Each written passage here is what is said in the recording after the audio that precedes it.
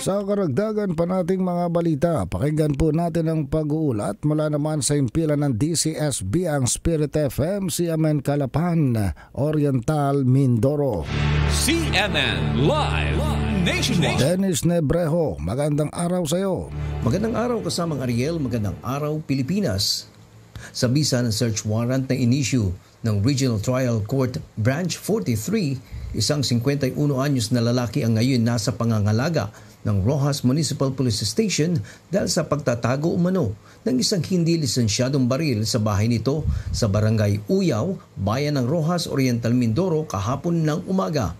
Sa ulat ni Police Captain Clyde Caliawen, OIC, at hepe ng nasabing himpilan ng pulisya, kasama nila sa operasyon ang CIDG Oriental Mindoro Provincial Field Unit, 101 Special Action Company sa ilalim ng 10th SAB, PNP SAF at iba pang hanay ng kapulisan upang ihain ang search warrant sa nasabing suspect dahil sa paglabag sa RA 10591 o ang Comprehensive Law on Firearms and Ammunition Regulation Act na siyang nagbibigay ng karapatan sa mga operatiba upang hanapin ang isang kalibre ng baril na itinatago umano sa bahay nito.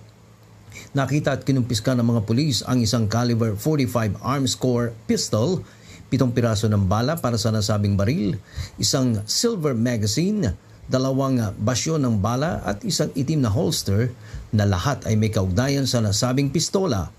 Ang nakumpiskang baril at iba pang mga ebidensya ay kasalukuyan na sa pangangalaga ng CIDG at ng Provincial Field Unit Oriental, Mindoro. Ako si Dennis Nebrejo ng CMN 104.1 Spirit FM, Calapan City, nag-uulat na live para sa CMN Pilipinas. CMN Live Nationwide.